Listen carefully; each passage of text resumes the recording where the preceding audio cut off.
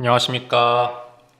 네, 이제 다음 강의로 다시 찾아뵙게 되었는데요. 이제 아무래도 거의 마지막 강의가 되지 않을까 생각을 합니다.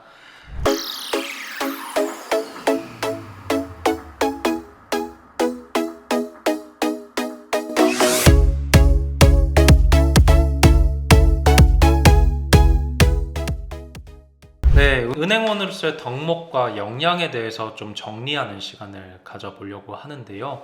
이제 여기 살펴보시면서 이런 역량들이 왜 필요한지 우리 같이 이해해보는 시간을 가지면 좋을 것 같아요. 일단 커뮤니케이션 유부터 살펴보시도록 하시죠. 응대 방식에 변주를 줄 수 있는 능력이 필요합니다. 행원으로서 이제 고객층의 연령대나 성별, 가족 구성원 수, 그리고 자산액, 그리고 뭐 소비 패턴 등 여러 가지 정보를 기반으로 해서 그 상대방의 특성에 맞춰 가지고 어떤 방식으로 설명을 할 것인지 정할 수 있는 능력이 필요하겠죠. 뭐 대표적인 예시로는 고령층에게는 좀 시각화된 도표로 설명을 한다거나 쉬운 용어를 사용해야 할 거고요. 젊은 직장인층에게는 좀 신속한 워딩을 통해서 핵심 위주로 꼬집어주는 방식의 설명이 필요할 거라고 생각을 합니다. 그리고 내부 부서 간 갈등을 조율할 수 있는 능력도 필요할 텐데요. 대표적으로는 여신 업무를 하실 때 심사부와 영업점 간의 갈등이 대표적인 예시가 될 것 같아요. 이제 심사부 측에서는 쉽게 생각하면 브레이크를 거는 역할을 하고, 반대로 영업점에서는 대출 실적을 높이려는 역할을 하게 되는데, 이 두 가지 역할, 즉 브레이크와 엑셀 역할 사이에 상충이 발생하는 경우가 굉장히 많이 있습니다. 그래서 심사부 측에서 추가적으로 어떤 서류를 요구한다거나 대출 심사를 거절하는 상태가 생겼을 때 이와 관련해서 중간자 입장에서 여신 담당자가 좀 어떤 서류를 소명을 더 해야 되는지 이런 거를 잘 조율해 가지고 업무를 진행할 수 있는 커뮤니케이션 능력이 필요할 것 같아요. 그리고 세 번째로는 무리한 요구를 거절할 수 있어야 합니다. 이건 아무래도 좀 개인금융 파트 쪽에서 좀 더 중요한 능력이라고 볼 수가 있겠는데요. 행원으로 일하시다 보면은 굉장히 다양한 요구를 마주하시게 될 겁니다. 이제 연말쯤에 달력을 배부할 때 달력을 더 달라고 요구하는 경우도 생길 것이고, 그리고 대출 대상자가 아님에도 불구하고 대출을 해달라고 무작정 떼를 쓰는 고객님도 있을 것이고요. 그리고 예금 금리가 왜 이렇게 적다며 볼멘 소리를 내시는 고객님도 있을 거고, 무작정 아무 이유 없이 화를 내시는 고객님도 있으실 거예요. 그래서 이런 여러 유형의 고객님들이 무리한 요구를 할 때는 이걸 거절할 수 있는 능력이 필요한데, 다만 거절을 할 때도 정중하게 쿠셔너를 사용해 가지고 상대방의 기분은 나쁘지 않도록 하면서도 원칙을 지킬 수 있는 그런 강단이 필요하다고 볼 수 있겠죠. 그리고 다음으로는 자사 상품의 특성과 특정 고객의 니즈를 매칭시킬 수 있는 능력이 필요한데요. 아무래도 은행에서 다루고 있는 상품이 굉장히 가지수가 많습니다. 그런 여러 가지수를 가지고 있는 금융 상품 중에서 내방하신 고객님이 필요로 하는 것이 어떤 것인지를 빠르게 추출해낼 수 있어야 하는데요. 그걸 추출해내기 위해서는 여러 금융 상품들에 대한 전반적인 지식이 필요하고, 그리고 고객층으로부터 수집한 정보와 이 금융 상품의 특성 사이를 매칭시킬 수 있는 상황 판단 능력이 필요하다고 볼 수 있겠습니다. 마지막으로 설득 능력도 필요한데요. 겹치는 영역일 수도 있겠지만 설득 능력이라는 것은 상대방의 의사를 바꿀 수 있는 능력이나 혹은 미처 깨닫지 못한 니즈를 깨우치게끔 하는 능력이라고 볼 수 있겠죠. 그래서 이런 설득 능력을 발휘해서 판촉적인 면에서 성과를 낸다거나 무리한 요구를 거절하고, 그리고 좀 대안을 모색해서 대안적인 방법으로 좀 선회를 시킨다거나 이런 부분들이 설득적인 면에서 필요한 역량이라고 할 수 있겠습니다. 그리고 오른쪽에 태도류를 보시면요, 거절에도 굴하지 않는 태도가 필요합니다. 영업 압박이 심하기로 유명한 신한은행에서 일할 행원으로서 여러분들은 영업을 했을 때 거절을 당하더라도 이에 굴하지 않고 또 시도하고 또 시도하고 또 시도할 수 있는 그런 태도가 필요하다고 볼 수 있겠고요. 그리고 스트레스에 의연할 수 있는 태도, 스트레스에 능동적으로 대처할 수 있는 태도도 필요하겠습니다. 아무래도 행원분들 특성상 고객 서비스업에 해당하는 업무를 담당하시기 때문에 스트레스에 많이 노출될 수밖에 없겠는데요. 그런 부분에서 행원들로서 스트레스를 어떻게 관리할 수 있는지 이런 것들도 중요한 덕목 중에 하나겠죠.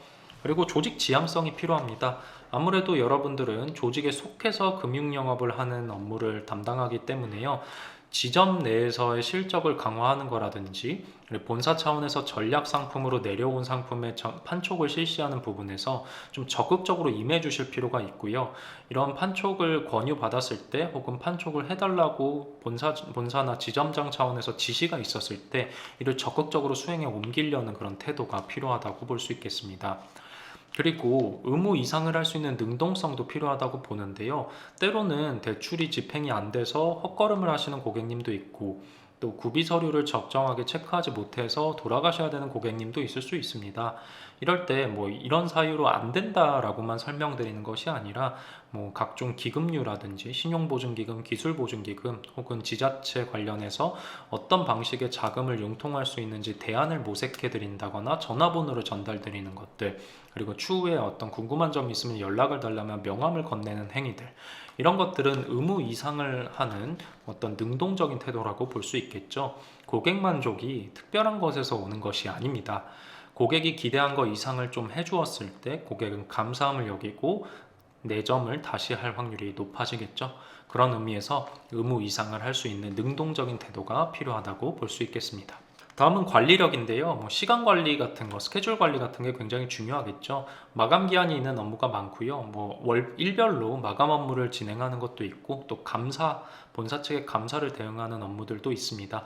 그리고 상담 업무, PB로서 만약에 진로를 잡고 계신다면 PB 업무를 진행할 때 있어서는 일상적으로 업무 시간에는 상담을 진행하고 추후에는 그 상담 관련해서 포트폴리오를 구축한 거를 체크한다거나 그런 업무들을 진행하게 되는데요.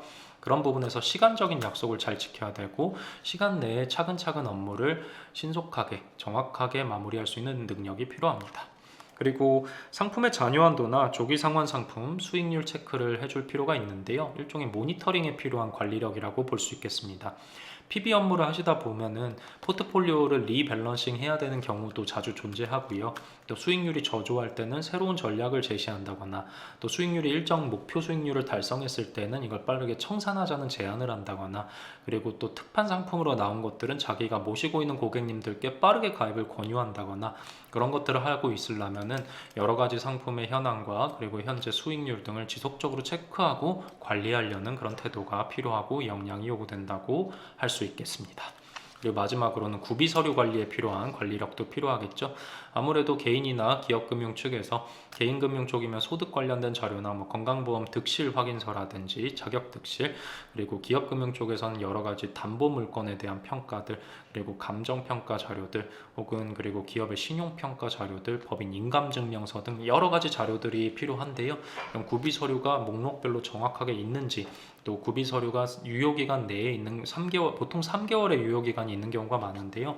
그 유효기간 안에 발급된 것이 맞는지 그런 것들 모두를 잘 체크할 수 있는 관리력이 요구된다고 할 수 있겠습니다. 그리고 지식력 같은 경우는 부동산 정책이 시시각각 변하다 보니까 이와 관련된 지식을 잘 갖추고 있어야 되고, 등기부등본 같이 생활법률을 잘 알고 있어서 그런 것들을 잘 살필 수 있어야 하고요. 세법이나 상속법, 이건 PB 계통에서 중요하겠죠. 아무래도 고액 자산가분들은 본인의 자산을 자녀에게 어떻게 절세를 하면서 이전시킬 수 있을지 많이 고민들을 하시는데, 그리고 이런 부분에서 좀 해답을 줄 수 있는, 솔루션을 줄 수 있는 부분에서 지식이 요구된다고 할 수 있겠고요. 그리고 재무적 요소를 검토하는데 기업 여신을 할 때는 특히나 요구될 것 같고요. 그리고 시장 상황에 대한 이해도가 종합적으로 있어야 PB 업무를 수행하는 데 있어서, 그리고 기업 금융 업무를 수행하는 데 있어서 변동금리로 하실지 고정금리로 하실지 이런 것들에 대한 조언을 드릴 수 있다고 생각을 합니다. 그리고 시장 트렌드도 잘 알고 있어야 여신 집행을 할 때 비재무적인 요소를 검토하는 경우가 생기는데, 그런 부분에서 좀 트렌드를 반영해 가지고 이 사업이 성장성이 있는지 없는지를 잘 파악할 수 있어야 하겠죠. 그래서 이런 부분들이 은행원으로서 갖춰야 될 전반적인 덕목과 역량, 태도라고 보실 수가 있겠습니다. 그래서 면접을 준비하실 때 지금 언급해드린 여러 가지 옵션들 중에서 내가 보유하고 있는 것들이 어떤 것인지를 진지하게 고민해 보시고 본인의 경험, 지식, 그리고 여러 가지 에피소드들과 엮어주실 준비를 해주시면 좋을 것 같습니다.